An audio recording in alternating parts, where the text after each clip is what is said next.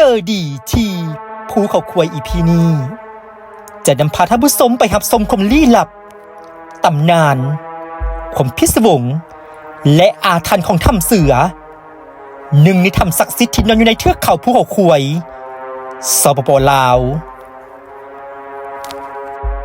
การผจญภัยครั้งนี้จะเจอดีอย่างแน่จงใส่วิจารณญาณในการรับชมวันนี้เราสิเริ่มเดินทางไปทำเสือพระองค์นั้นเป็นสถานที่หนึ่ง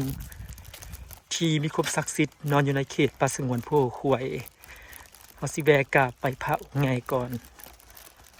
อนขึ้นไปวันนี้อากาศดีแฮง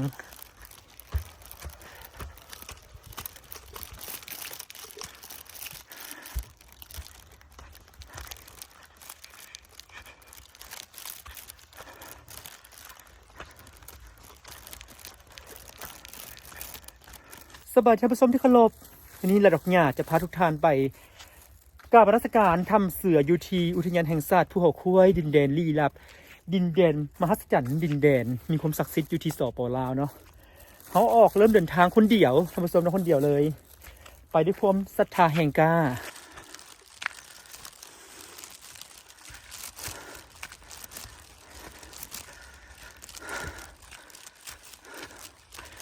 เขาจะดอกไม้ป่าท่านผู้ชม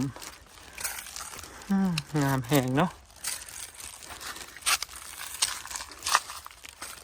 งามเนาะ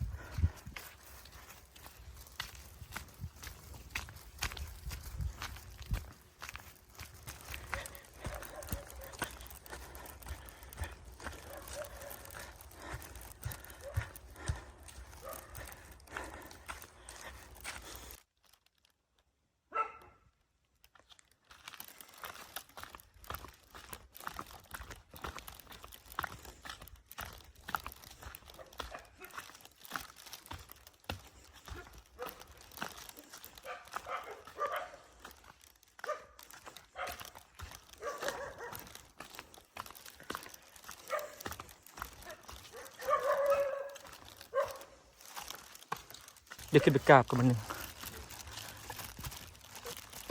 หมา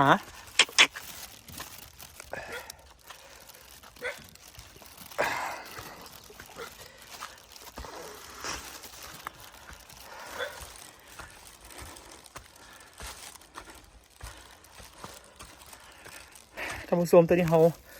ฮอดจุดของหนุมานอยู่เนาะอยู่ด้านถึงแล้วก็มองทำเสือหันเท้าซีขึ้นไปกราบสักการะบุญยังเพื่อความสิริมงคลสถานที่เงียบหลายมันก็จะอยู่เลยเนาะป่ะเดี๋ยวพาทุกคนพาเลาะบุญยัง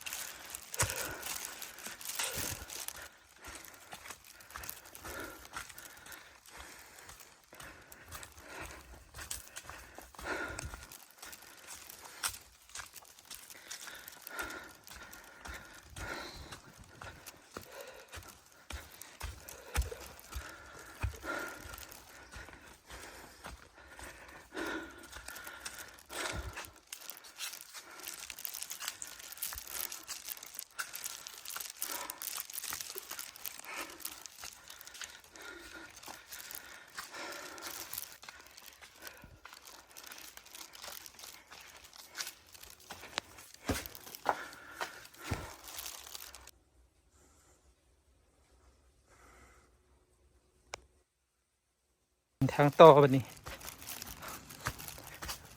ทางนี้บ่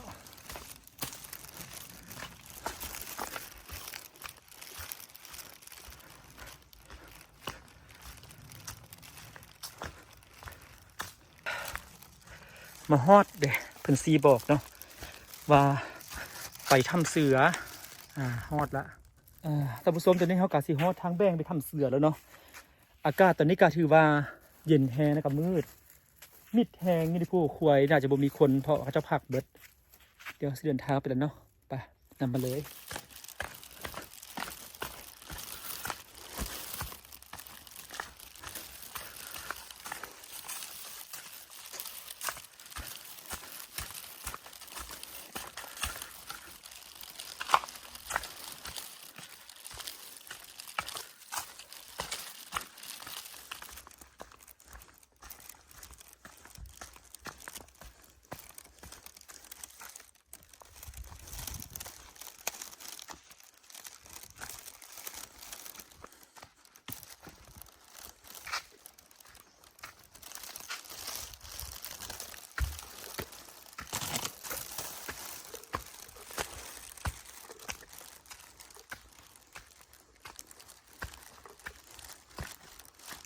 ปูเบสวันก่อนนะก่อนขึ้นไปทำเสือเดินทางต่อสวยสดงดงามป่านแต้มบอกกันนะว่าเป็นวิดีโอ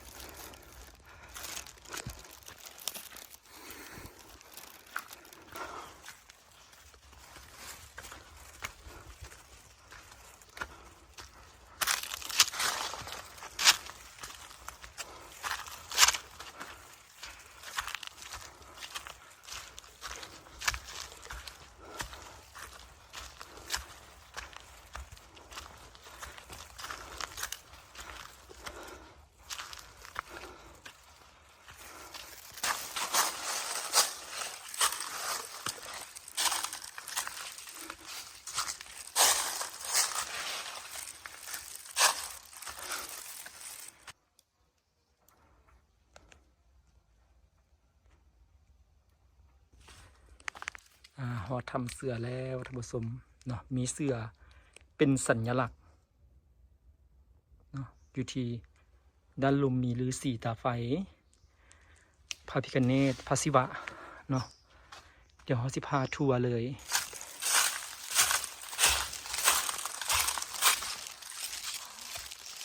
แวะกราบพระก่อนเนาะทำเสือ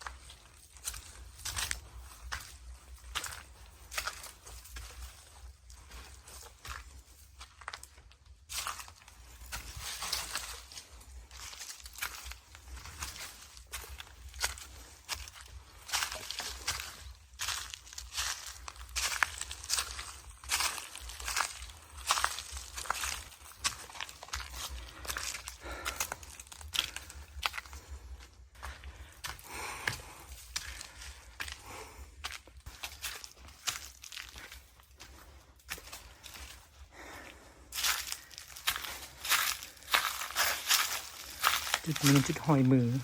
สม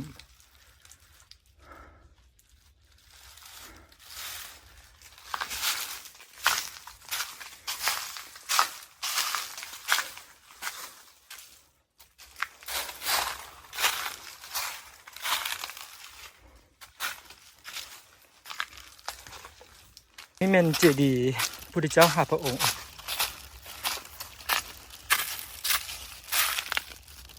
ก็ถือว่าภารกิจของระดอกหญ้าที่นำพาทุกท่านไปเยี่ยมชมไปแสดงบุญณที่ทำเสือผู้ควยสอบปลาวคือว่าสำเร็จภารกิจด้วยความจงงามนะมันในการสิขออำลาพาจากอย่าลืมติดตามรายการเจอดีผู้ควยได้ในอีพีหน้าและพ่อกันเนาะ